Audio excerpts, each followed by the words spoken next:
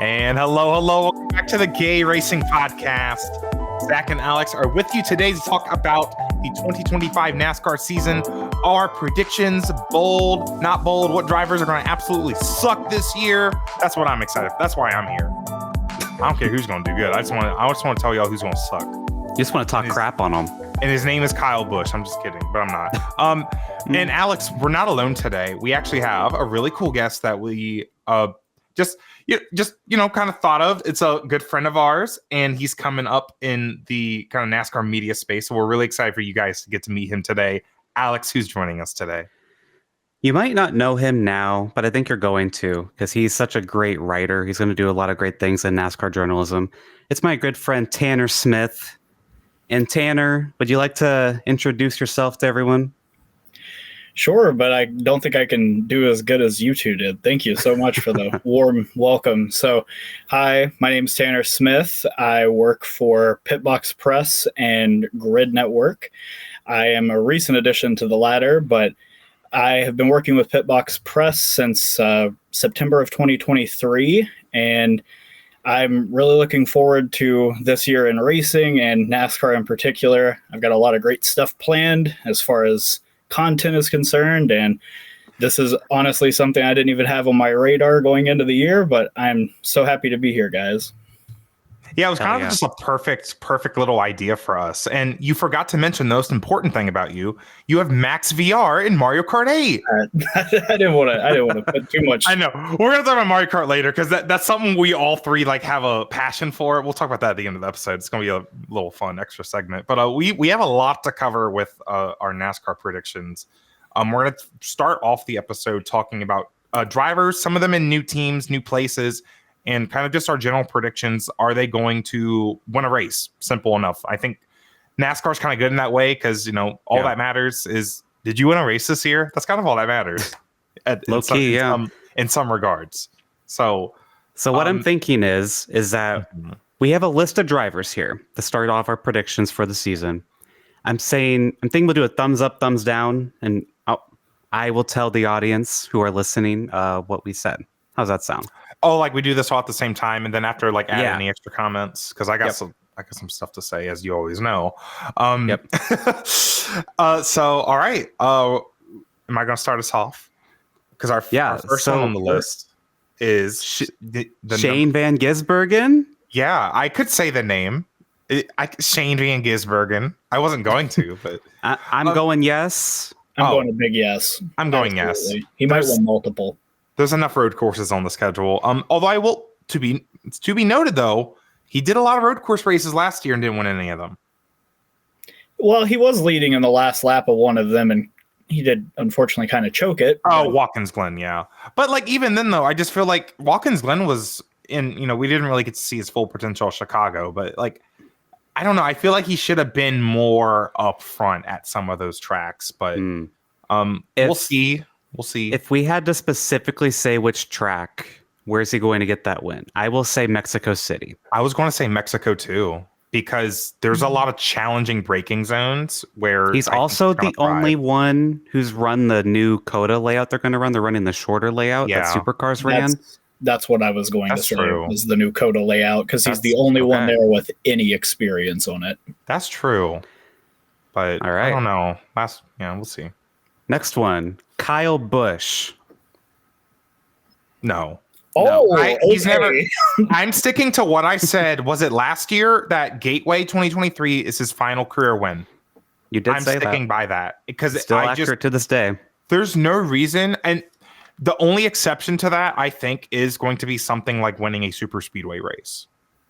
Well, it's funny you mentioned that, because the last time that an all-time great that raced for Richard Childress Racing won the Daytona 500, and this is obviously Harvick excluded. Oh, okay. I was like, okay. Dale Sr. went winless in 1997 and then came back in Speed Weeks of 1998 and ended those 20 years of trying and 20 years of frustration to win his first 500, and unfortunately his only one.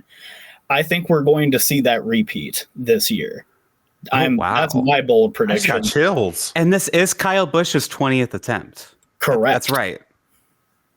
I also I also don't think that he wins another race the entire year, but he'll be riding this high for the whole season.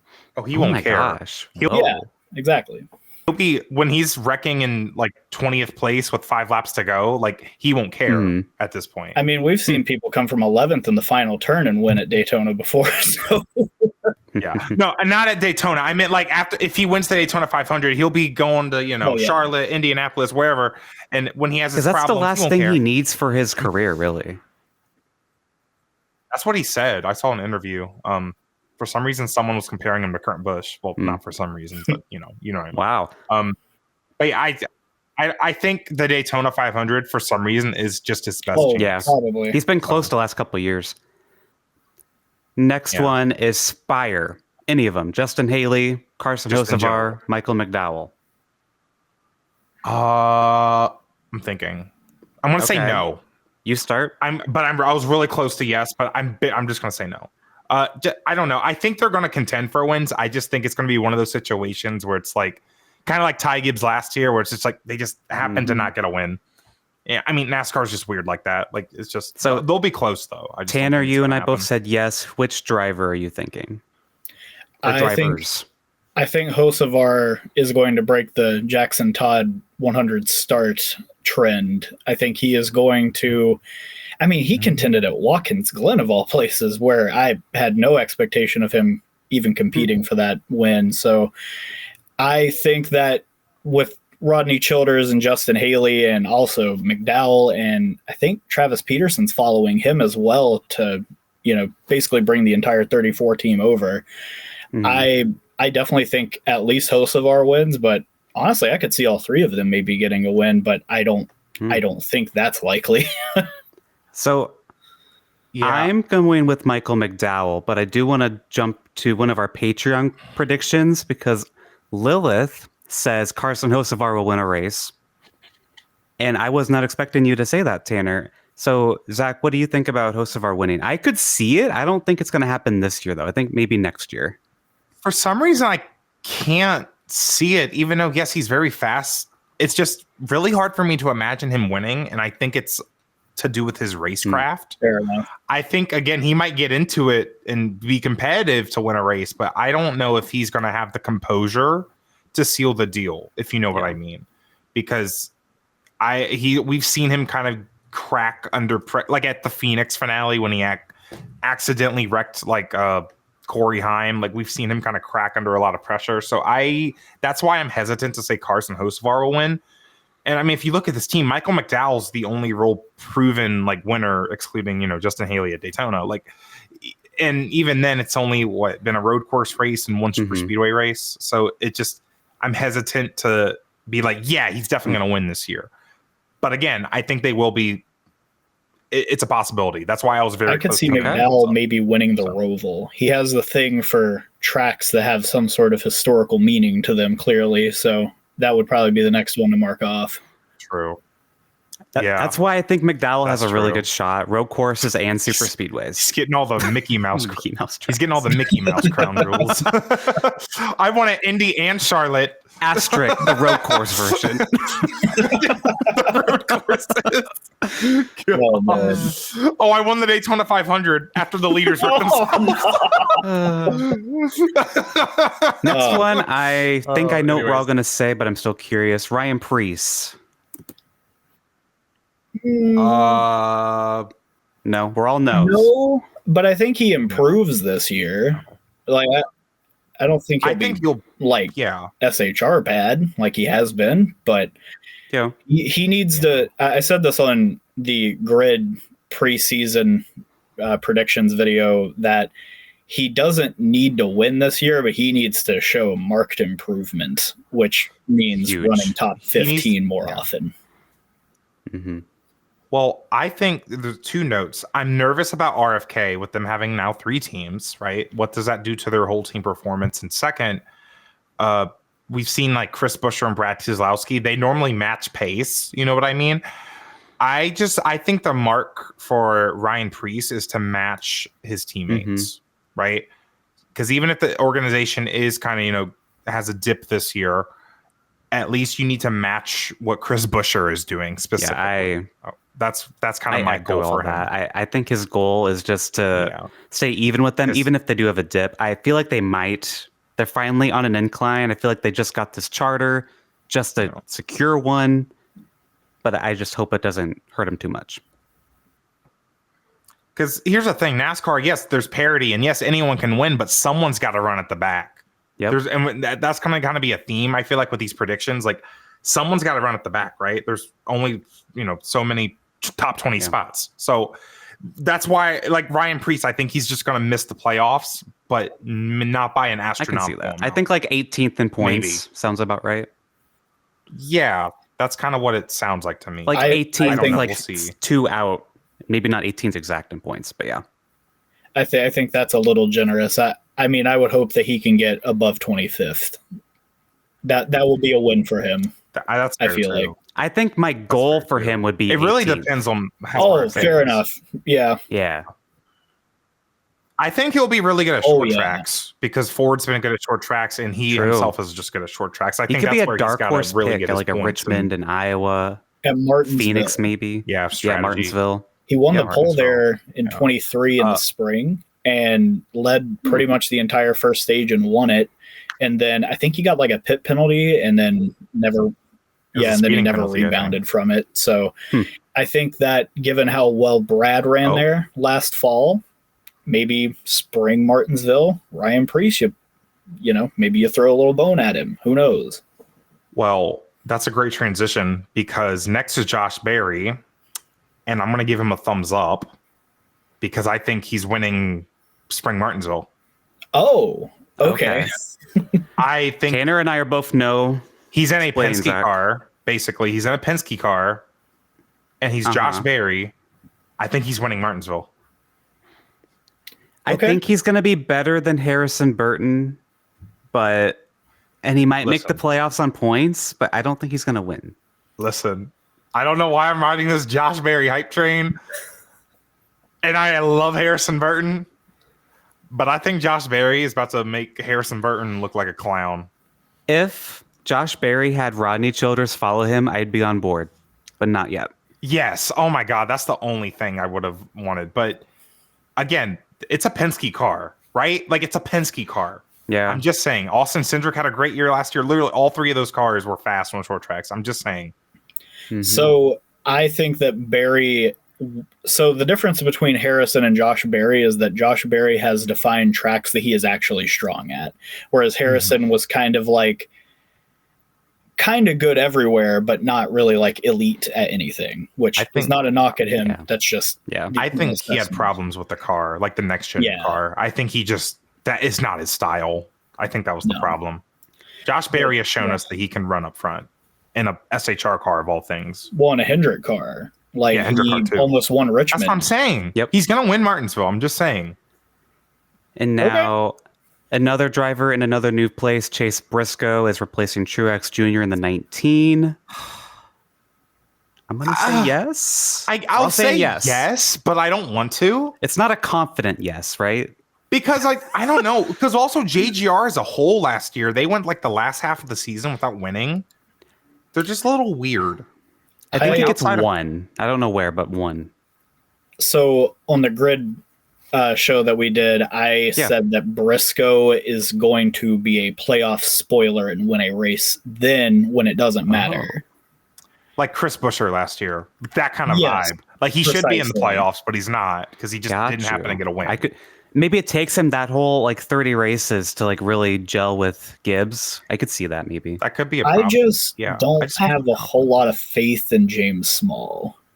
I think that it will take them some time to really mesh together, and that will be something that holds them back. But I think having Chris Gabehart be your director of racing operations is a massive, massive improvement over what they had. Yeah. Has to be. I just think next the gains one here in that organization are going to be seen elsewhere than Chase Briscoe. I think we'll see it in Bell and Ty Gibbs. Staying in the Toyota camp, will Legacy Motor Club be any better? I'm not even asking if they're going to win. I'm asking if they're going to be better. Well, no, because again, someone's got to run in the back.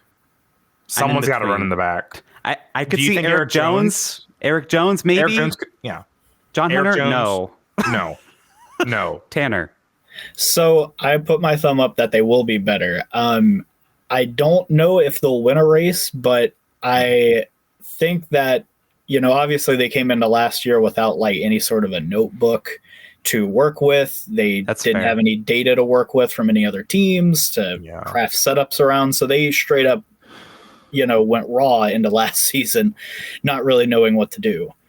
I think that now that they have a year of setups and a notebook underneath them, and they did bring in some pretty good folks throughout the end of last year, I could see them winning a race, but it would probably be a super speedway. Yeah. I don't see them winning anything on pace outright.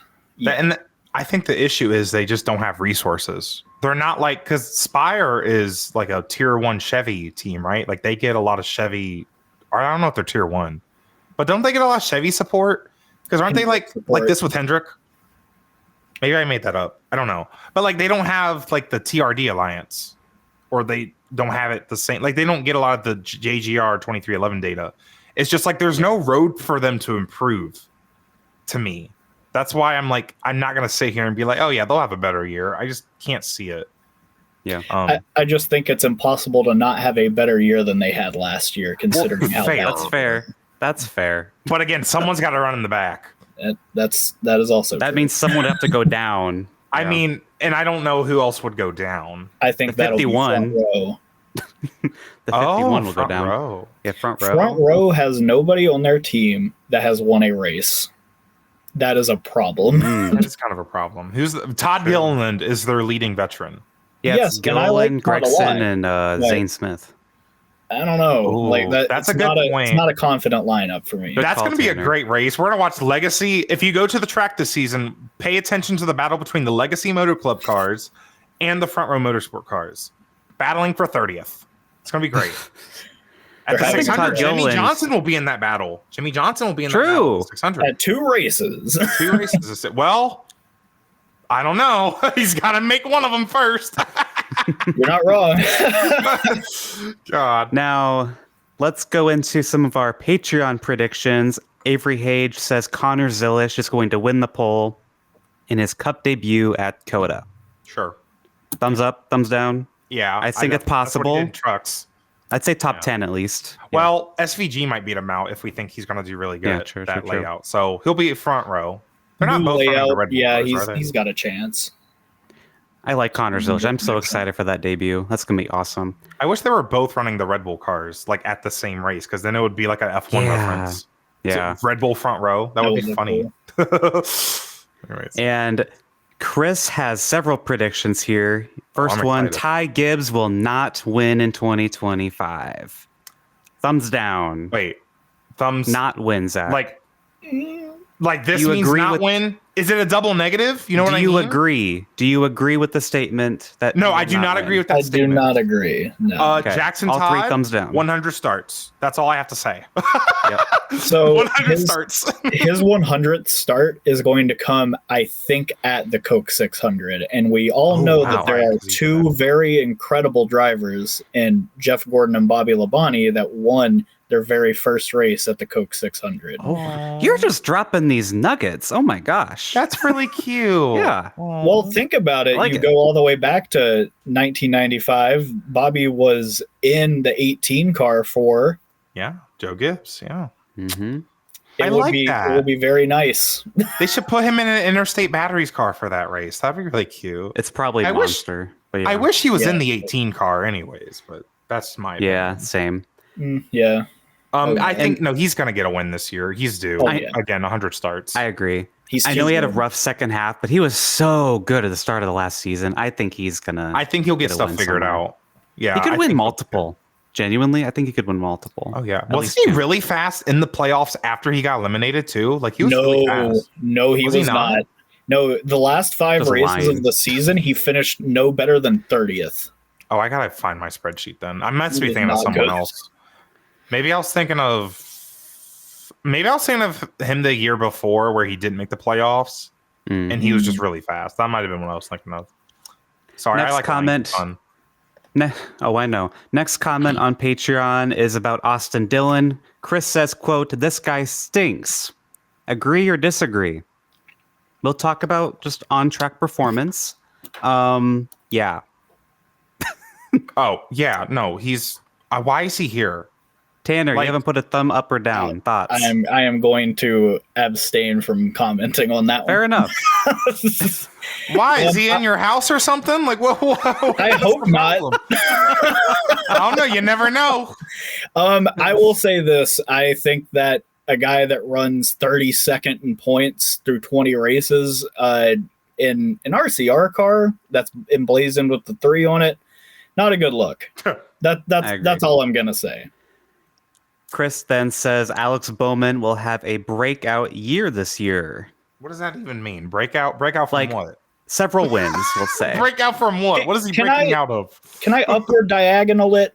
I'm doing sideways on this one. I could see it. Okay, we're all doing something different. Zach thumbs down. Tanner's like in between a middle Where's he and breaking up. out from? I can see middle. it. He'll get I can his see it. He'll get his quota. He'll fill his quota. I mean, I just have trouble seeing him. And again, it's, this current era of NASCAR. What does a breakout season even look like if you're not Kyle Larson? Yeah. You know what I mean? Like, how is Alex Bowman going to go out there and win all these races? I just don't see him as that kind of guy. He's not. Either. Especially when you're the fourth. He's good. Driver. I just don't think you can do that. And I'm I mean, not trying to he knock did him. win 4 races in 21. I mean, Yeah, but that was different. Now, granted, It was one of those 2021 was because his teammate blew a tire in the final turn, but still. Yeah. And like Hendrick, like they could build their cars. We didn't have this parity. I think it's because of the parity. Like, I think he'll be running up front. I think he'll get points. He'll be in the playoffs. But I don't see him like setting the world on fire and winning a bunch of races. I think he's kind of just filler. I would love to be proved wrong. I just don't see it being any different. And that's kind of like a lot of people have been thinking this year is going to be keeping the status quo with, teams and their performance. And we kind of, Alex, we talked about that a little bit on the Clash episode. But so I think Alex Bowman is going to keep the status quo for himself, in my opinion. I agree. We got 2 more from Chris here. On the flip side, on the Hendrick coin, he says William Byron's going to have a slump year. I agree. I think, and I said this last year, and then he won the Daytona 500, and then Martinsville, and then Coda. Whatever. I don't know. Something about William Byron. I didn't like what I was seeing from him at the end of last year. Like, yes, he made the final 4, but obviously he didn't really deserve it. Like, he just, again, I've criticized him a lot. He runs races kind of like a robot. Like, when someone's actually racing him for a win or a race, he just doesn't really, like, he's fast, but I don't see him like win races with racecraft or stuff. I don't know. It's just, I don't have a lot of confidence in him. And I feel like he's going to have one of these years where he just slumps. And I think it's this year. I thought it was last year. I think it's this year. So I said thumbs down. I think he's still going to win a couple of races. I don't know if you can count that as a slump year. Maybe this year he missed the Champ 4. Maybe he still makes it based on all the points he got throughout the year. I don't think he has a slump year. I think he's going to keep doing, kind of like what we said with Alex Bowman. He's going to keep doing what he's been doing. He ended the year with a bunch of top 10, so I kind of look stupid, but I don't care. I threw my thumb up. I said on Grid that it concerns me that the Chevy is on the 4th year of this same body platform that they've had since the next gen started. And we saw some cracks in that foundation start to show last year, considering that 7 of their 15 wins were on either a super speedway or a road course. So I'm a little concerned for Chevy drivers this season, but I'm most specifically concerned about William Byron. I did not see a whole lot of confident performances out of him coming down the stretch, especially with how he had to have the bow tie brigade behind him at Martinsville. So I'm going to be honest, I don't see them doing much this year. I could see him being a round of 16 exit. I still think he'll probably get a win. I don't think at Hendrick Motorsports you can have like a true slump year where you don't get injured or something like that to help, mess your season up like how Elliott and Bowman did. But I could see him winning a race and getting bounced pretty early. I don't think that he and Rudy Fugle really had the speed coming down the stretch that I would have really liked to seen out of them. Yeah, I think I'm just a hater because the stats look really good for him. Like they do. I don't know. I'm just a hater, I guess. I just can't explain. Yeah. Zach, Tanner, who is another driver you think will have a slump season this year? Well, I said Kyle Busch already, but you wanted to be a hater. Come on. Hey, it's an odd number year, so Joey Logano, of course. Yep. Obviously, we didn't even need to say that. I'm looking through the driver roster. I don't expect a lot out of Daniel Suarez, but no one really did. I don't know if he can have a slump year. I think he needs like someone that's expected, like a lot to be expected from them. I think Blaney's gonna have a good year. 2311 with all of their off-track drama going on. Denny Hamlin as well. Aren't we talking about him later? We are talking about him next in a second. So I'll save it for that then. But I think 2311 I'm slightly concerned with. But Tanner, do you got one? Fine. It may be another driver that's on our list, so I'm just gonna save it. Okay. Can you talk about Denny Hamlin? Because I could definitely see him going winless this year or something, or just having. That's what I was going to say, because I think Denny Hamlin is going to have a slump year. And our last question from Chris, from one of our Patreon subscribers, said, first he asked us if this is Denny's last year with Joe Gibbs Racing. If so, where does he go? Charters are capped at 3, so 2311 doesn't seem possible. I think there's so many off-track distractions for Denny Hamlin. He's lost FedEx. He's kind of just running the most random sponsors you can think of this year. I think it's possible this is last year at Gibbs. He might be getting the Kyle Busch treatment, but a bit nicer, that they're not just forcing him out, because, you know, I don't know. It's the whole weird connection with JD in the 11. But that's the thing. There's a lot of emotional attachment, I think, there, which might help things for him. And again, if he does leave, I hope he takes the 11 with him, and then they can bring the 18 back. I almost wonder, like, how, because again, how would he even run for 2311? Because you just brought on Riley Herbst. Like, as I said, the Charters are capped at 3. They cannot get another one. They can't.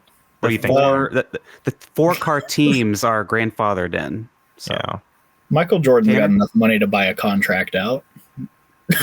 So I mean, yes, I don't think that Riley Herbst necessarily has to stay there for his whole contract. I mean, we've seen people get bought out way earlier than that. So and it wouldn't surprise me. We're talking about guys who are going to run the back. It wouldn't surprise me if it was Riley Herbst. I think he's okay, but I don't know if I've seen enough for him to be good in Cal. He's a field filler. Surprise me.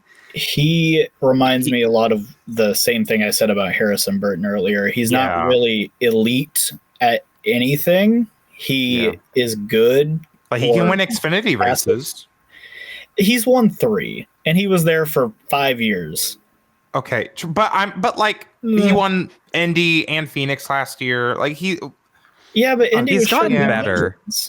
I know, you're right. He should have won more races, probably. But my personal opinion, he should have been full-time Xfinity at Gibbs and really just show he could maybe win a championship there, and then maybe take the step to Cup. I think going to Cup right now is kind of weird, because it's like hard to say what he can actually do. Now that he's getting better, it's like, now you're taking the jump. It's like you just got good in Xfinity. It's an awkward time to take the leap. I get why, though, because like he's 26, which kind of shocked me, I'm not gonna lie, but he's kind of reaching that age where it's like, you kind of, if you have an opportunity to go to Cup now and be a Cup guy, I think you definitely should take it. And he's got backing coming out of his ears, so he's got nothing to worry about money wise. So if you can make the leap, you should. I mean, Anthony Alfredo did it. It didn't really work out for him, but like, you got to do it. I get that he's not exactly great at anything in particular, but he's good at plate races. Like he could have won that. Girl, I'm good at plate races. I mean, yeah, but I'm just saying, like, he's got some value, I guess, and it's another Toyota in the field. Yeah, it's called money. Yeah, I mean, exactly. And Alex brought up that maybe Riley Herbst could go to Legacy Motor Club or something. Stay in the Toyota family or whatever. I don't know. That's the thing. I think there's So maybe Riley Herbst gets kicked. Denny goes to run for his own team. But then I don't know. I don't know. I could definitely see just Denny staying at Gibbs, but he's definitely retiring soon because there's no way. I think he can't even. I don't think he can be the best driver he can be by being an owner for 23XI. There's just no way. Yeah. Just his situation without driving for the team. Well, no, his situation specifically with 23XI and what they have going on, I just don't think he can put 100% into being Denny Hamlin, the driver. And I think we might see the results of that starting this year. Especially when he's lost FedEx. I think there's a lot of pressure that's probably behind now the scenes going on. Yeah. Now there might be pressure. It's like Denny. Dude, now his ride is at risk. I think there's a lot there. Yeah. True. You all haven't even mentioned the biggest part of it for me, which is, well, it's twofold. Obviously, he loses Gabe Hart, but then he gets Chris Gale. And Chris Gale has kind of just existed as a crew chief at the Cup level. He's not really blown the doors off of the 20 car when he had that with Eric Jones. And then when he came back to Cup with Ty, they didn't win, even though Ty looked like a surefire is going to win in his rookie year kind of guy. Yeah. I don't have a whole lot of confidence in Chris Gale's ability as a Cup crew chief, and that kind of I actually don't think that Denny with the lawsuit is going to have a whole lot of issues and distractions because those court dates he doesn't really do anything. That's true. Like, but still, that's I don't know. Lawyers. I don't know. But I kind of agree that him being an owner might kind of conflict with his driving time. Yeah. Chris Gale's a good point because, again, he hasn't won a lot of races, right? Like he won Eric two with Jones. Times, 2 with Jones. Is that it? Jones. Girl. Unless he was part of yeah, I guess it would have been the 2 because he won at Daytona 2018 and then the Southern 500 the next year. Oh. Well, he's the Michael McDowell of crew chiefs. He's got some big things on his resume, but it's not a lot of things. He might be cooking. He's the Michael McDowell crew chiefs. Let's move on to our championship 4 picks. Oh man. Let's just list them off. I don't know if we have much to say about them, but let's just list them off. Zach, do you want to go first? I will go first. I feel like I'm missing somebody. And this in this theme is keeping the status quo. So I have Ryan Blaney going back to the championship 4 because he'll win at Martinsville or Talladega. Hell, he's good at Talladega and Martinsville, so he'll be back. Kyle Larson will be back because don't laugh. It's an odd number year. He has a pattern going on. I noticed. 2021. Not you claiming the odd numbered year. Well, listen, he's due to be no, shut up. He's due to be back. He should have been. He was close enough to be in. You are not year. Joe Log. Stop. Okay, stop. That's not why he's going to be back. He'll just be back because he's Kyle Larson and he'll have a good season. Okay. He's just there. He'll be there. Christopher Bell because he should have been in it last year. He would have had a streak going on. So that's my JGR championship 4 driver. Chase Elliott's going to come back to the championship 4. I think he's going to have we didn't talk about him yet. I think he's going to have a good season. Maybe it's because he won the Clash. I don't know. I think he'll have a good season. Quietly a good season, kind of like what he did last year, but he'll win more races. So Zach, I'm going to list off mine now. I also have Ryan Blaney. I also have Kyle Larson, and I also have Christopher Bell. Okay. You lost me at Chase Elliott, but that is a great point. I think Elliott will have a better season we've seen from him in the last 2 years. I mean, best average finish last year. Like, he just needs to win more races. That's all he needs to do. My 4th one is probably going to be to the dismay of both of you, but I got William Byron in there again. I think he's going to just make it through. He's going to have a great first half of the year again. He'll run all 312 laps at Phoenix, and that's it. So it's kind of crazy how we all kind of have come around on the Blaney and Bell of it all. I also have Larson in my 4. I actually think that Blaney, Bell, and Larson are going to kind of be like a big 3 type of deal this year. Okay. Yeah. I think they'll be the talk of the town most of the year. I see that. My 4th. The 4th one's the hard one. I had a lot of trouble with my 4th. It's random. It's going to be somebody stupid. Chase because Talladega. The Talladega winner. That's true. Talladega winner. The Talladega winner. That's the problem with trying to predict this Unless in it's January Blaney. or February. Yeah. Chris Buescher. That's fair. I don't know why, but I almost think put him- That's not too stupid because he Last almost year. made it a few years ago on merit. Yeah. I almost put him in the last year, I remember. I just see I like RFK and their dominance at the super speedways taking over a race like that and then letting them battle it out between Brad and Chris. And I think Brad will be out by that point, but I think Chris maybe finally starts to establish himself this year. Mm-hmm. Yeah. Do we want to make championship predictions based on who we have in there or no? It'll be Blaney. I have Chase Briscoe crossed out on my list. I almost put him in my championship 4. I just wanted to say that. So that's not who I thought your 5th would have been. Okay. I don't know because I was thinking Gibbs if Chase Briscoe has a good season. I don't know though. So I crossed him out once we started talking about Chase Briscoe. So I'm like, yeah, y'all are right. Gotcha. Blaney's my pick as well. Really? We all picked Blaney. And it's I'm weird going how Blaney too. Shout out, Brooke. This format is the most unpredictable way to crown a champion, and yet we can all agree that we think it's going to be Ryan Blaney. If it's not Blaney, my second pick is Bell.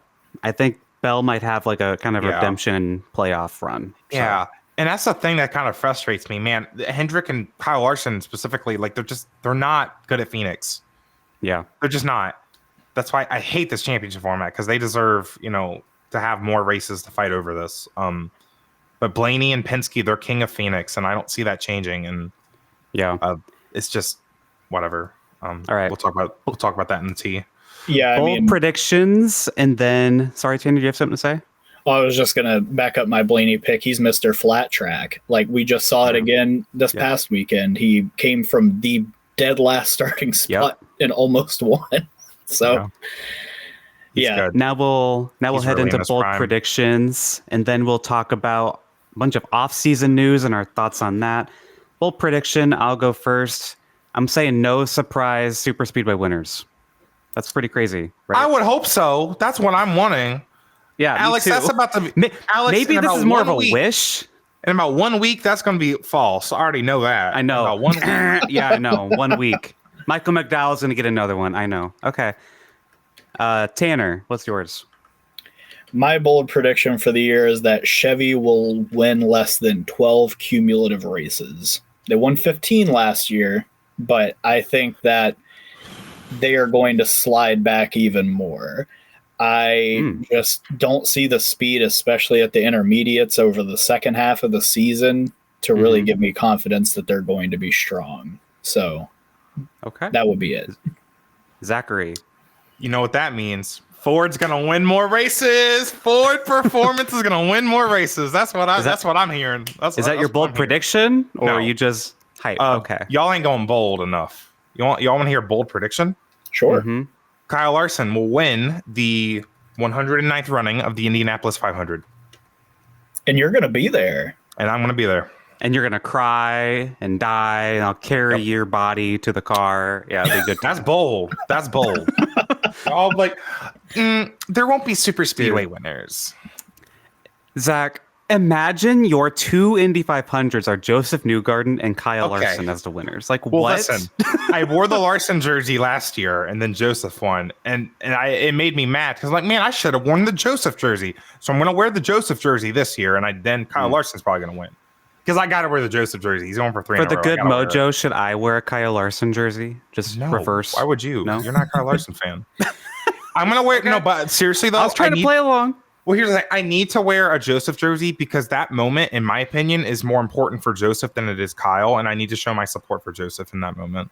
So I will be wearing a shell jersey for Joseph Newgarden at the Indy 500. Period. That's my plan. I don't know if it'll be a jersey. It'll be some kind of Joseph shirt. So can I throw an additional bold prediction? Go for it. Go ahead. Joe Log is going to have the biggest chip on his shoulder coming into this season. And I think he is actually going to make it to the round of 8 and be a massive contender this year. I think he's going to win like 3 or 4 races. What do you mean a chip on his shoulder? But all this even year talk, continues. That's the chip? No, I'm talking about everybody and their brother talking about how he didn't deserve the championship, which, I mean, we can talk about that. But, like... He's gonna take that personally. This is a guy that just he feeds off of the negativity. That's true. He loves this talking that's happening right now. He is going to come into the season charged up. He's going to have the Joseph Daytona 500 scheme. Like, that's true. He's charged up this year, I think. So I could definitely see him and like Penske in general having like a really big season. Okay. I can agree with that. Fair enough. Okay. Well, let's move on to the tea, and we got a ton of it. We're going to spill some tea on the tea. First up, I've been waiting all off season for this segment. I've missed the tea so much. I'm excited. NASCAR has introduced an Xfinity fastest lap, 1 bonus point per race for fastest lap in each series. Why? For what reason? This is oval racing. I don't think this works in oval racing. It's about tire wear. It's about strategy. It's not about setting the fastest lap. Now, I'm going to go ahead and just start off with this. Is this going to matter? Probably not. But knowing NASCAR, it will. It will matter.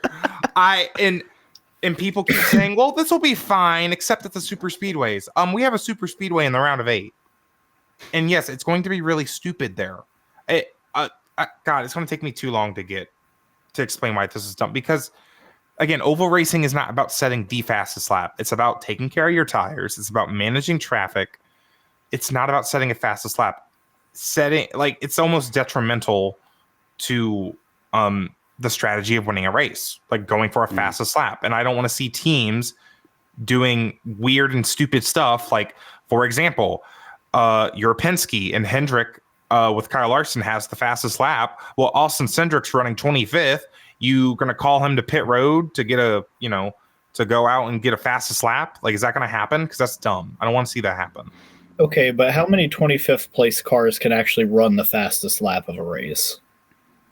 If they do things like short, well, I don't know if that for oval racing, if they give him a low fuel load and like brand new tires late in the race when the track is really cool, put them out to where there's no traffic, possibly. I don't know. I'm gay. That's just it. Again, it might not matter. I might be making a big deal out of something that's not that big of a deal, but I just think it's really stupid. I like it. I like the rule. I think that it's just giving these drivers that maybe in 12th to 18th something to like achieve is a good thing. Like it's something you can kind of like get a realistic, like an actual tangible item for being the fastest car on track at one point in the race. I think that's cool.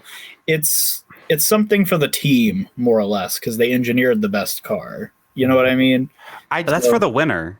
No, this is the thing, though. I think, Tanner, what you just said is very true if this was for the pole winner. And really, I wish this was for the pole winner. Because they do that in IndyCar, too. Yes. I think they should have pulled the sponsorship from Coors for the pole winner, and it should have been this. Fastest lap, you get a point for the pole again. I think I would have loved that. Xfinity fastest lap for the pole. I think it would have been cool. Yeah, that would have been cool. And then I think it applies to what you're saying, Tanner. And it would reward qualifying. I mean, qualifying's on Saturday. Go ahead, reward 1 point. Why not? And then it makes things easier to follow in the race, especially if it comes to playoff time and fastest lap keeps changing. And again, I just don't see it to where guys in 12th and 18th can actually fight for the fastest lap because when you have the freshest tires after a restart, you're going to be in traffic and you can't really go for the fastest lap because you're in traffic and you're racing against other guys. You can't really focus on making the fastest lap. And by the time you do have clean air, unless it's like a long green flag run, your tires are going to be worn out. Again, this doesn't work in oval racing. It does in like road racing when, you can set your fastest lap later in the run, but it doesn't work in oval racing, in my opinion. I mean, maybe not, but I'm willing to give it a shot. I mean, we can't call the system Mickey Mouse and then be mad when they Mickey Mouse it more, like when they give it ears. Like, no, I can't. When they give it ears, like come on.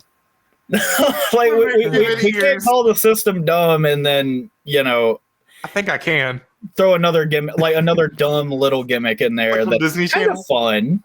it's fun. It's something that you get to keep up with throughout the race. Zack. Like, it's cute. I don't know. For our audio listeners, Zach just did the Disney Channel wand thing within the Disney logo. I'm Michael McDowell, and I just won the Xfinity fastest lap. Do, do, do, do. Oh my gosh. I'm so glad Tanner's on. Thank you for saying that. That was great. Glad I could introduce that moment. That's a hell of a saying, though. That's a really interesting philosophy that I've never thought of before. You can't be mad when they give Mickey Mouse ears. Man. I'm just saying. Like, Oh man. Oh my god. Let's turn over to the Daytona 500. That is next speaking of Mickey weekend as Mouse. of recording. Will it return to its former glory? No. Recent what the hell? winners That's a dumbass feel question. deflating. That No, was a horrible question. What do you mean? What's going to happen? Tanner just said earlier Kyle Busch is going to win it. That wouldn't feel return to glory. No, Yeah, on lap 212. 112. After Kyle Busch was probably running. He was probably running 12th on lap 200. Listen, the Daytona 500 I think has a lot of minor problems, but I think the biggest problem is It's the next overtime. gen car. Well, yes, no, true. You're right, but I think it's really the next gen car and the way that they have to race, and the way that teams can't really prepare for the Daytona 500 because there's only so much they can do to the car to make it faster, and the racing isn't really about having a fast car. It's not about having a good handling car. It's about having track position, and that's the biggest factor. And that's why we see the fuel saving, which I don't have a problem with the fuel saving. I have a problem with either they're running in a gridlock pack, or as soon as they start racing and bump drafting, they just wreck the whole field. We see it every super speedway race at this point. So I feel like the problem is actually with the track.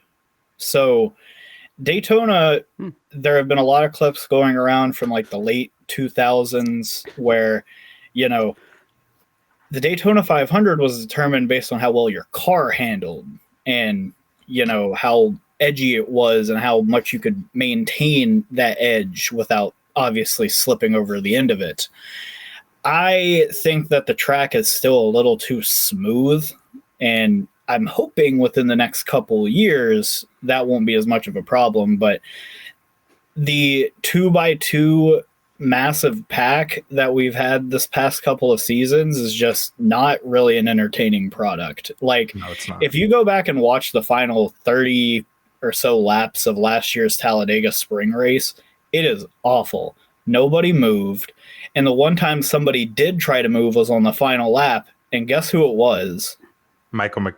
Well- Right? No. He was in the lead. It was Brad. Well, Right. no. I'm referring to Kyle Busch, actually. Oh, Kyle Busch. Oh, you're talking about never mind. I'm dumb. Yeah. I'm sorry. I'm confused. Like, every time somebody dipped out of line in the final couple laps last year Oh, I remember that. to get a third line generated, it was always Kyle, and he always ended up finishing like 19th. So, Yes. like, they got to figure out something with this car to make it be able to run a third line. Like, that is just such... Well, it's just yeah. so bad otherwise. So, yeah. Well, hold on, girl. Why'd you bring up Daytona then? Why'd you bring up the track? I mean, there are multiple problems. I know, but like, listen. I mean, go back to like 2016 when Dale Jr. just completely spun out by himself in the pack at Daytona. Like, I don't think it's a track problem at all.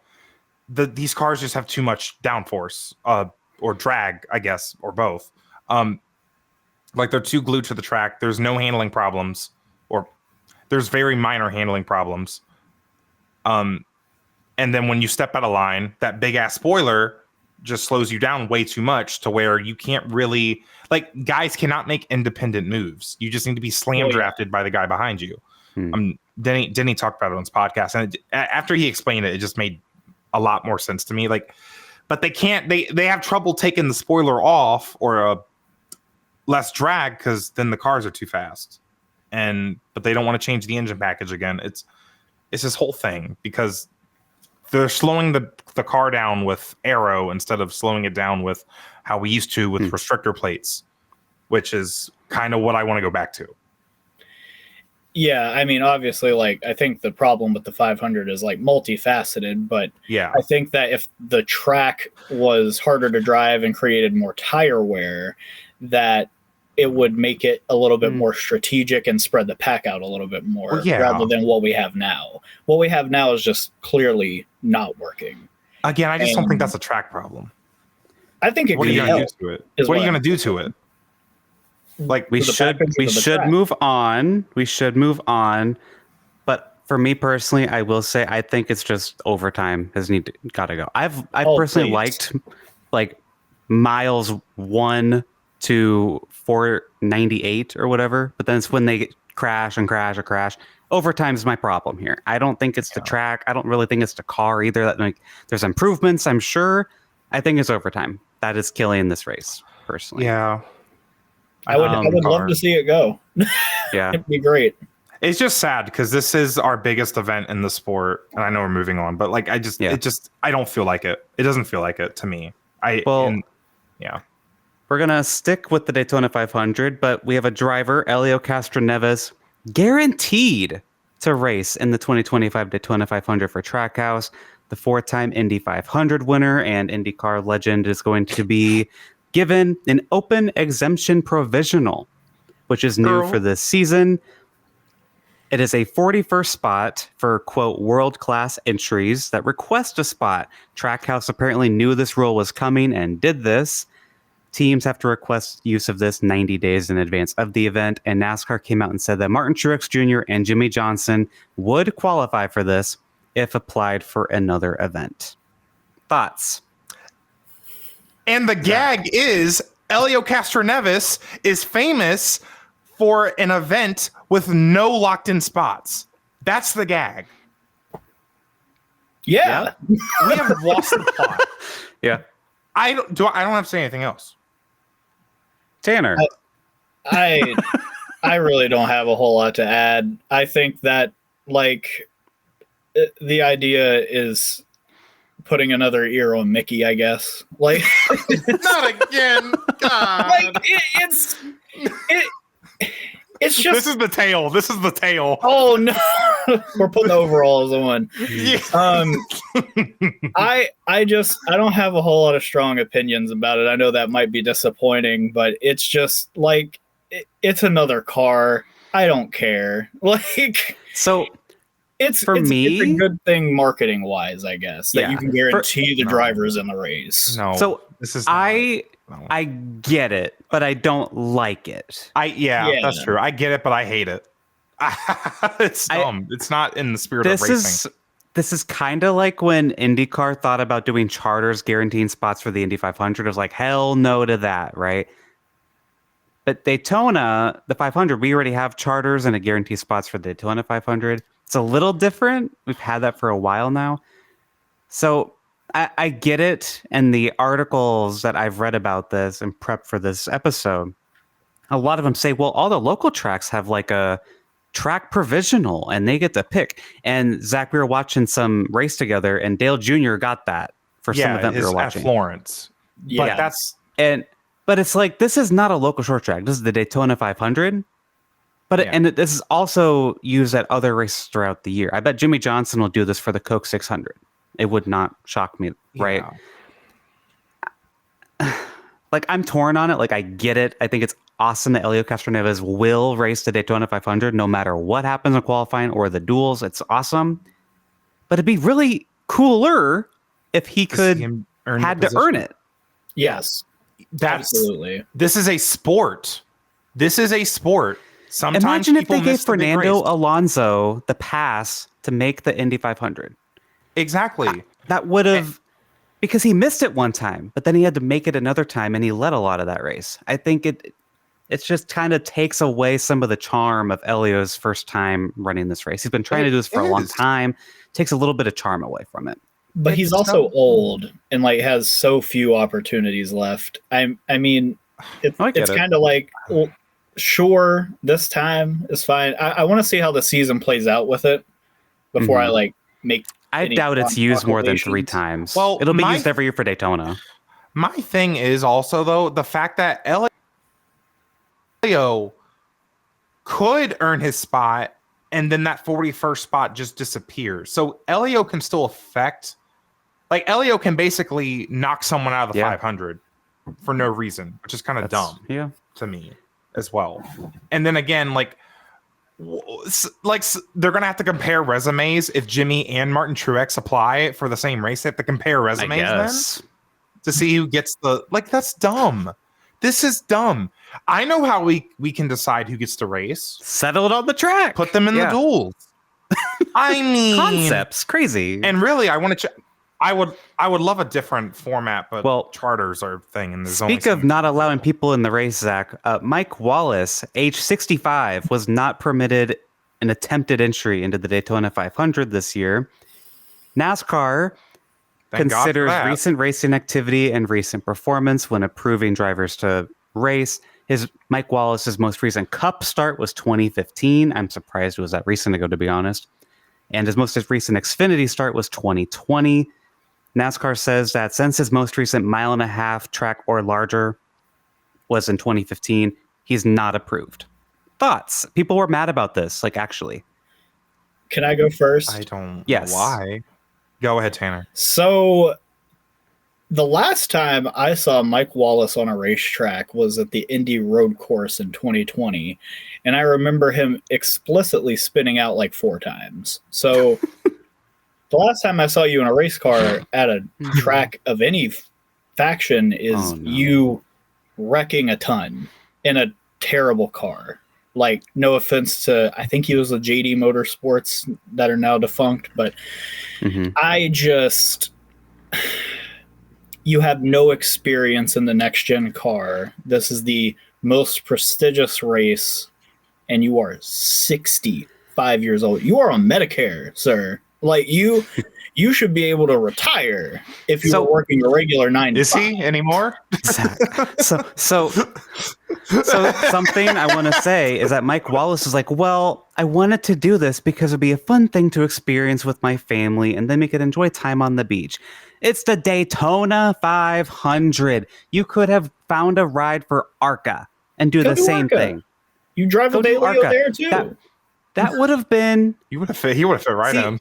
ARCA, that would have been a fun, feel-good story. Like, oh my gosh, Mike Wallace, he's coming back to run a race at Daytona, and he's here to spend time with his family. That would have been a cute little story for Jamie Little to read off at Daytona for the ARCA race, right? Yeah. But no, he wanted to come in and do the Daytona 500, the biggest race on the NASCAR schedule. That is crazy. And NASCAR has given Mike Wallace a path to enter in next year's race, but it's like, I don't think he should be allowed unless he's running more this year. It's crazy to me. Didn't he say that he didn't want to take that path? He wanted to do it this year or no year. Yeah. It's in like so you really don't want to do the Daytona 500? Like, I think they did. And listen, this is for his safety. Yeah. These next gen cars, we've seen injuries, we've seen stuff. He's on Medicare allegedly.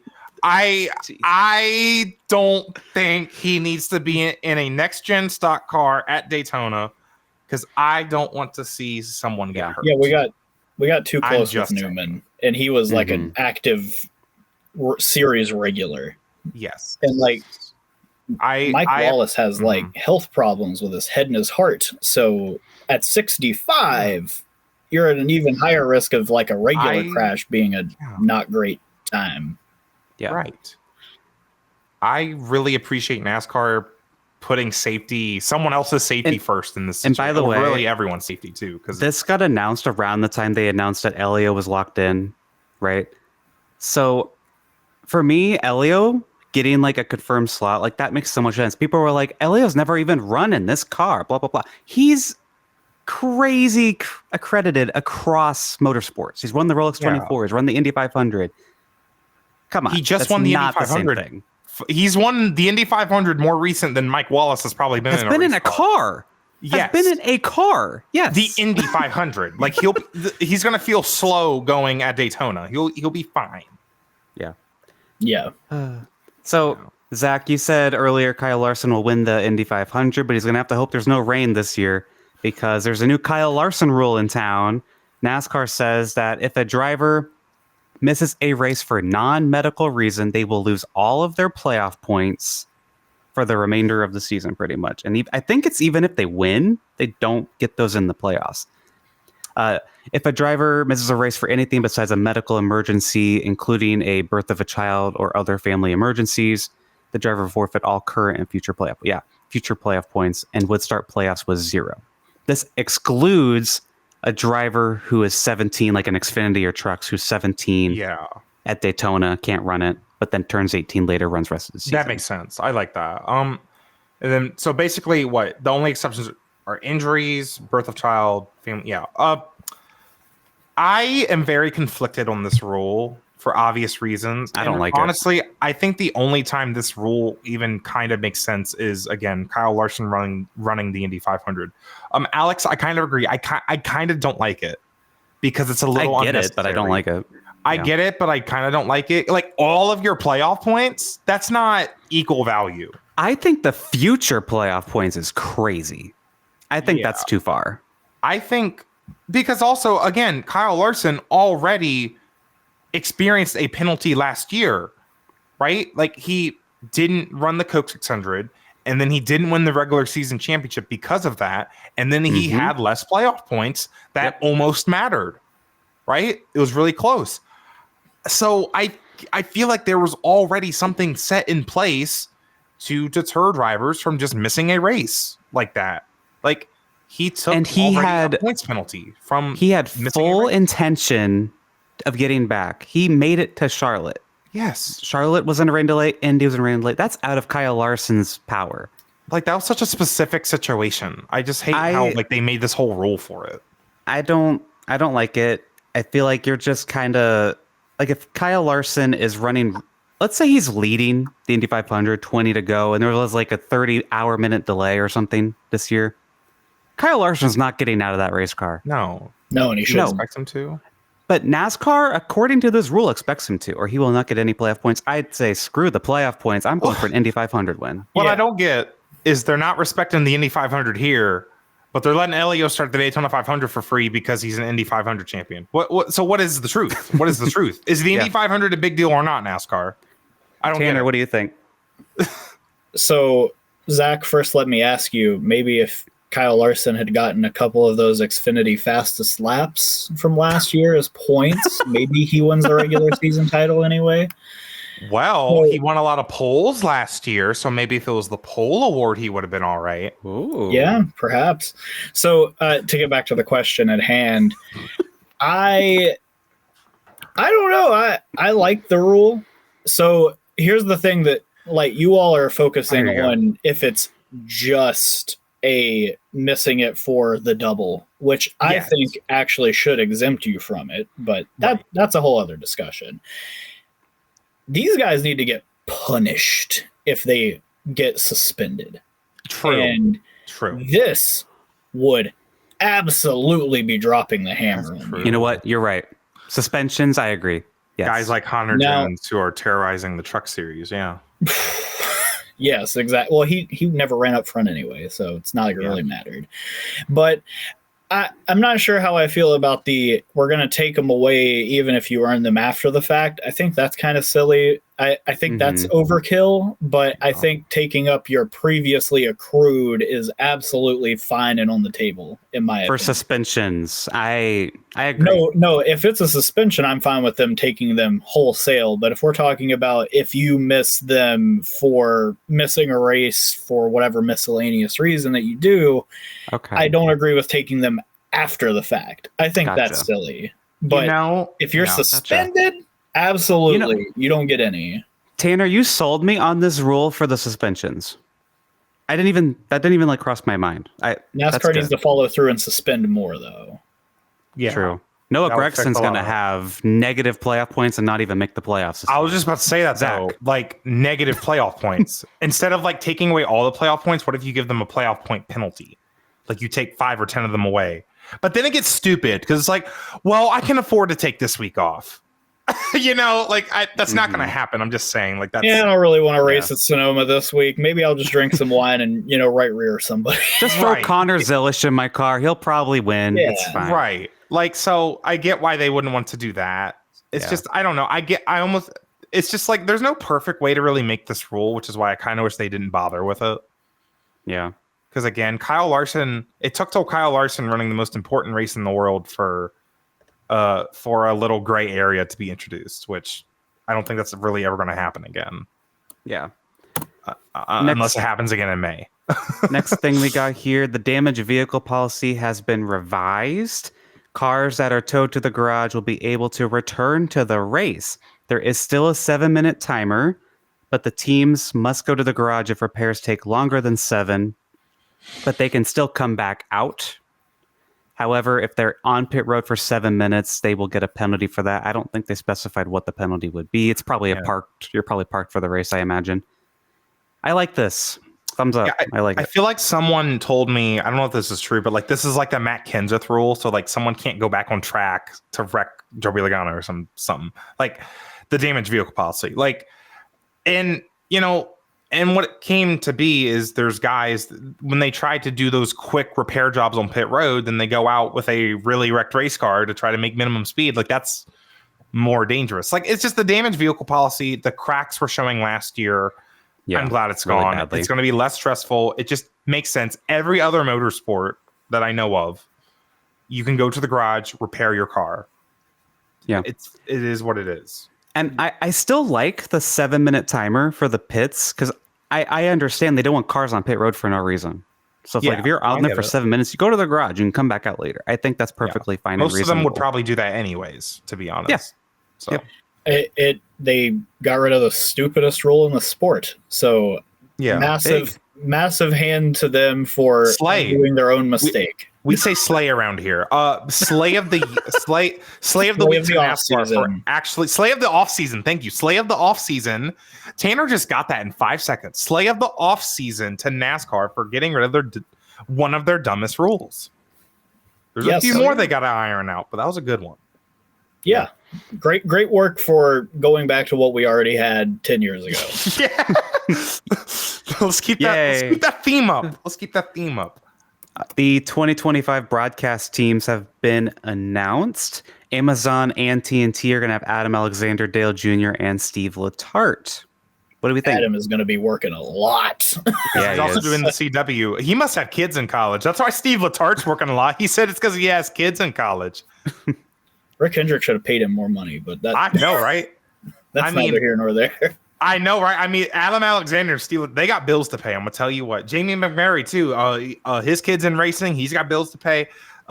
But seriously though, I actually really like Adam Alexander. I know people don't like him. I think he's gotten a lot better. That might just be a Fox role. Well, I liked him on TNT. I loved him on TNT back in the day. I thought he was just really good. I don't know why. It was just something about him. Maybe it's nostalgia for him calling Dale Jr.'s like Michigan win in 2012 or something. I like him. There's worse options. I think this might be the strongest booth in NASCAR now. Alexander, Dale Jr., Steve Letarte. Because the NBC right now is Lee Diffie, Jeff Burton, and Steve Letarte. Steve's also because Steve's also he's doing double duty. Okay. Yeah, it's close because Dale Jr. is really good. Steve Letarte's really good. And Alan, yeah, okay, I can agree with that, Alex. I think that is a really good booth.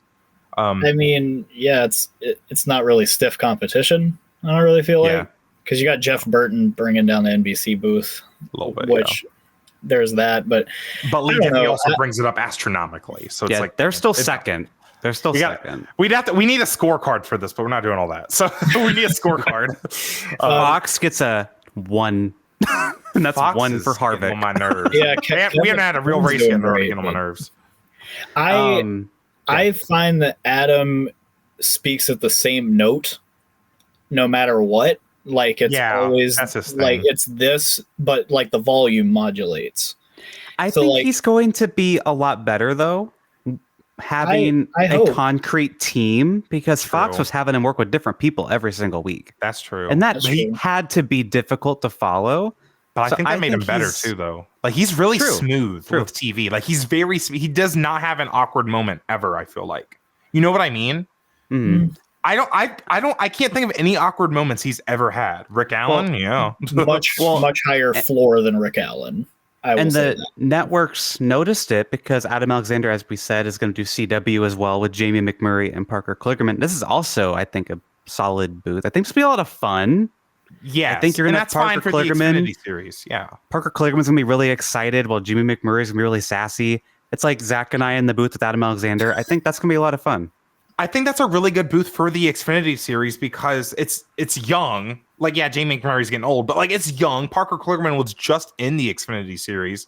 Yeah. I remember I watched like on the NASCAR Tubi channel, they had like an old 2015 like NBC K&N Pro Series broadcast, and like Parker was on the call, and Parker does a good job of explaining like driver development and stuff. I think this is gonna work. I think it's gonna be really good. I agree. I would like to see the CW booth succeed because I like Jamie, especially being in the booth. I really wish they would move him up to Fox for the Cup stuff and move Clint down. Because like I don't think Clint and Kevin have any chemistry at all. Yeah, I agree. We could talk about Big Fox for agree. 20 minutes.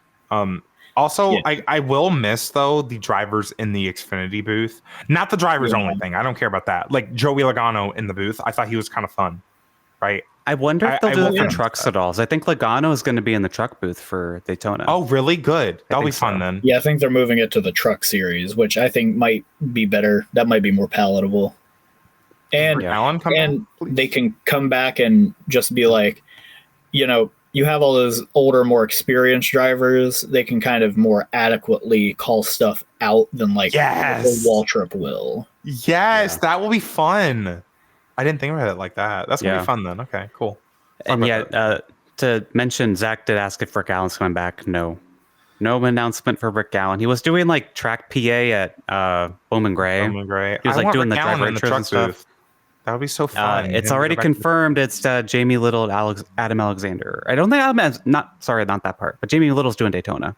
like full. Okay. Okay, I wonder if. Oh, they might bring that Eric Brennan guy. Is that his name? Eric Brennan. He was good. Yeah, He he did Car rocked. Store. He's good. I think he did Yeah, ARCA. he's I don't know if ARCA. he did truck race last year. He did ARCA, Yeah. Iowa. I remember. Yeah, Yeah. he'd be good to do like trucks. But again, I'm just over Jamie Little. But anyways, Yeah. That's a story for later.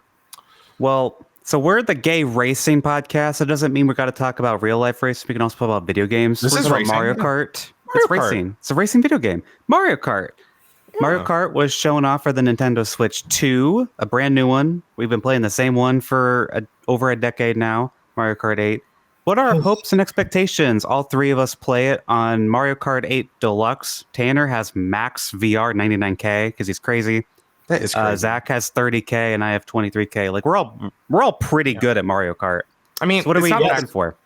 If I played Mario Kart like I played Splatoon, I'd probably have max VR because I played Splatoon like a lot. So Mhm. it makes it's achievable, but I just haven't played Mario Kart like that. Tanner, do you want to go first? Actually, I feel like I talk a lot. Do you want to, or do you want me to go first? Girl, it's your podcast. Okay. Because I have something to say about Mario Kart because a lot of for it. people, I saw this, people think that Mario Kart is going to be open world, this new Mario Kart, because the track looked really open and big. And personally, I love this idea. Mario Kart 8 Deluxe with the booster course pass for the Mario Kart 8 Deluxe. No. How are they going to top that? How are you going to top 96 tracks? You make it open world. Now, is that going to work? I don't know. But if anyone's going to do it, if any kart racer is going to do it, it's going to be Mario Kart, right? They're the most innovative kart racer that there is. And my idea is, you know how like Mario Kart games traditionally, they come with 16 brand new tracks and then 16 retro tracks. I think the way they could do this, so where it's realistic, is whatever open world map they have 16 different areas and tracks, and those are all the new tracks in the game. And then bring in retro tracks that you can still race on, but it's not on the map. You know what I mean? Like they're not a part of the map. And of course, with the open world map, have some kind of story mode or something or whatever, mission mode even. And I think that would make it a lot of fun, because I think driving around a Mario Kart like map in Mario Kart, that would be so fun. I don't know. It's really never like been that. done before. I would love to see it. I mean, that's taking one right out of the Crash Team Racing playbook. Yes, exactly. Have like an open world kind of deal. Yeah. I wouldn't be opposed to that. I don't really know exactly what I want from this game. I'm still crafting an article for that. But I think it would be cool if the double dash feature returned as a mode. I loved that game a lot. And I went back to it on my Steam Deck not too long ago to play it. And I just had so much fun. Like, I feel like this newer game, I don't know if there is a way for them to top like the massive output of 8. I think you have to go different. And I think that the handling system is going to be drastically different. If I had to take a guess, I kind of I like how 8 is very steady, but I also don't find that to be very realistic. I like how with Double Dash's suspension system, it's very like touchy. Like if you go over any sort of like imbalance on the track, it shows. It upsets the cart. Yes. Yeah. I love. I want to bring that back. And I've seen a few YouTubers bring up the fact that like in the trailer, what 10 to 12 seconds we saw of it, you could see on the carts that they had shocks and springs. So I think maybe we might be moving back towards that, which again, I would be so cool, very down for. But yeah, let me just ask you guys, like, as far as like retro tracks are concerned, what are some of your highest ones that like you have to have in this next game? Toad's Factory. Yeah, they can bring back Yoshi's Circuit again. That's my baby girl. I really just want those two. Like, I'm not too picky. There's a couple that I've never played that I'd like to see.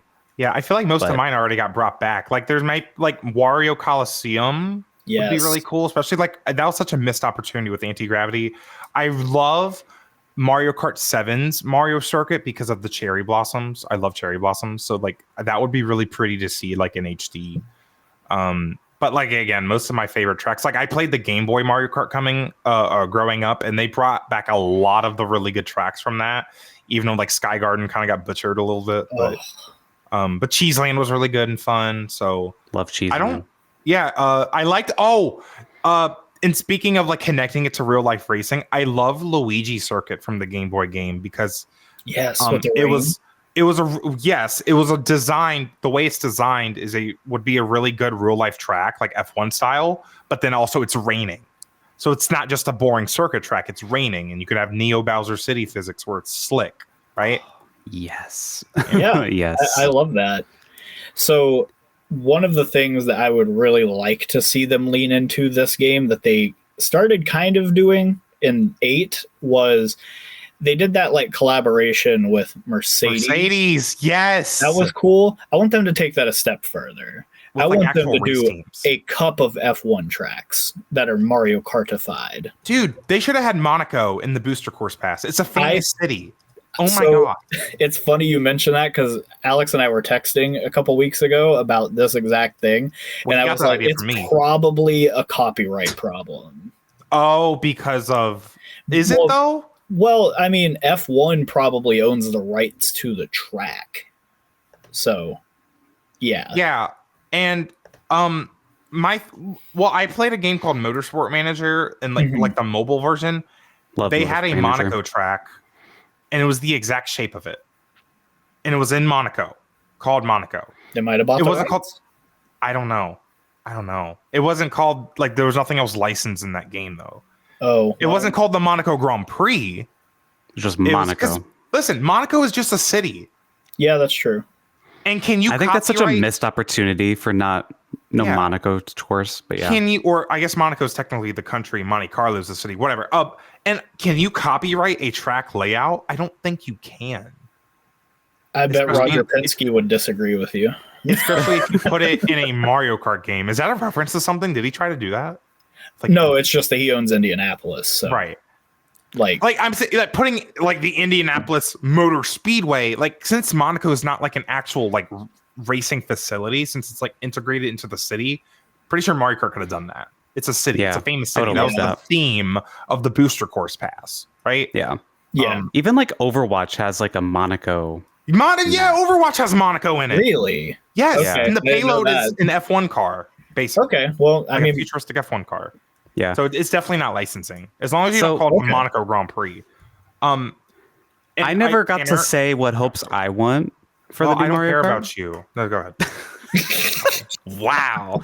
Okay. I wrote what I wanted to say on my note. It's fine. I'm not going to forget. So my main thing is that a lot of people think there's gonna be like a fuel kind of thing in this game, based on what I we've seen hope from this not. little trailer. That's why I had on my note. Yeah. And I'm hoping that's what the coins do in this game. Yes. And I'm hoping that the more like you have to collect coins to have like gas and everything. I don't know if they necessarily should have to put them on like the out of the way and on the course. They have to get them so everyone's going for them, just like kind of scattered around. I think that'd be a lot of fun. Just like another strategy dynamic. I think that'd be fun. I kind of hate coins because, again, it's kind of like the Xfinity fastest lap. You have to do something that's detrimental to your race, but Yeah. not to the same extent. So that was not a good comparison, because like just taking a slightly wider line is not that detrimental. That'd be a fun gimmick too. Like maybe And you can still the more coins you have, you still go faster like it Right. is now. But And you it need to increased have the strategy. Yeah. And it increased the strategy. But my thing is more, I would almost rather see it just in some kind of pit stop feature. And I know that would make people so mad, but like, and listen, if you real racing people are still listening, which hopefully you are, I would love to see more real racing stuff in Mario Kart, because it's something that I like. But I know you got to think about people that play Mario Kart casually too. You know, if you introduce this complex pit stop system, it has to be something that you can explain to your aunt in 10 seconds or not even 5 seconds. And I think if they do something like that, it'll be like a little like an item box thing, but like for your tires to like make them better or something. Or I don't it might think be it's like, gonna be like you stop and go and all this stuff. or it might be a competitive mode, like where it is a layer of strategy, but it's not like you don't have to have it on. You can turn it on. Yeah. You can also turn it off. So more classic, normal Mario Kart. Yeah. So Well, that'd be interesting. if we're gonna have 3 laps for these races like we have been for the last 30 years, then NASCAR, you need to talk to the Mario Kart people and get that tire and take it to Bristol, please. This tire's gonna wear in 3 laps. I'm telling you what. Make them pit 100 times. Yeah. Well, Let's do it.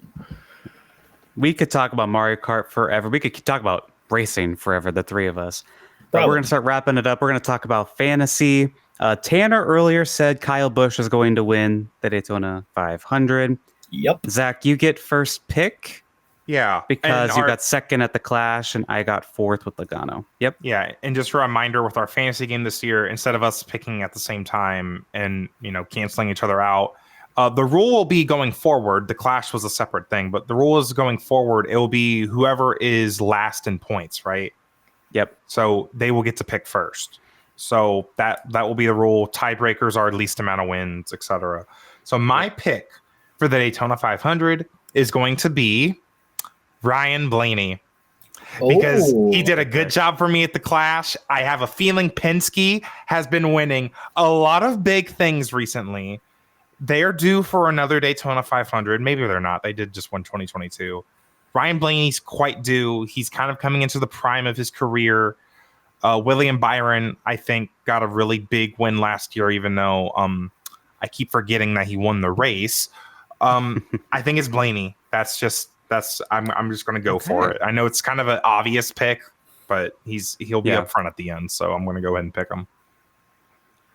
I have made this pick before. I don't know for Oh, Alex. Alex.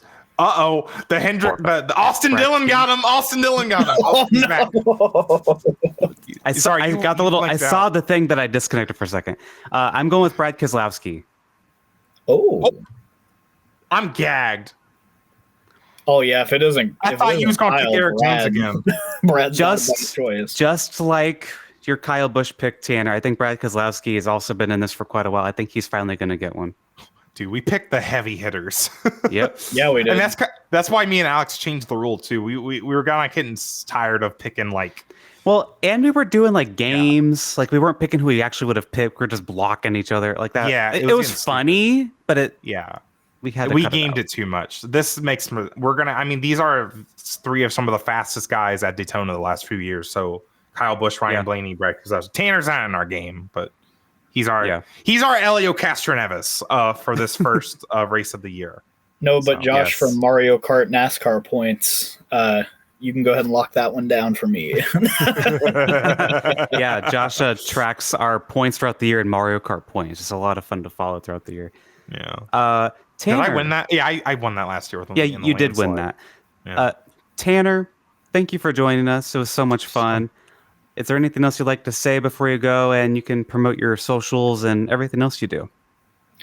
Yeah, so I am actually currently working on a massive, exhaustive 96 track ranking for Mario Kart 8 on my personal blog, which is wideworldofdirt.com. So if you all want to know what tracks I hate and what tracks I think slay, I would definitely go over there because we just passed the halfway point at 49. So the next things that are coming are all heat. So definitely look out for that. And I'm going to be piloting a new weekly thing for Pitbox Press this year, so look out for that. Ooh. Yay. Fun. And you can find Tanner on Blue Sky at Tanner Smith Writes. And are you on any other socials that your writing stuff is on? No. No. Get on Blue Sky. I like the thought. Get on Blue Sky. I'd rather not talk about the other site. I'm kind of being a traitor right now because I've been posting more on the other site. I told you, get your ass back. Everyone's there. Everyone is there, man.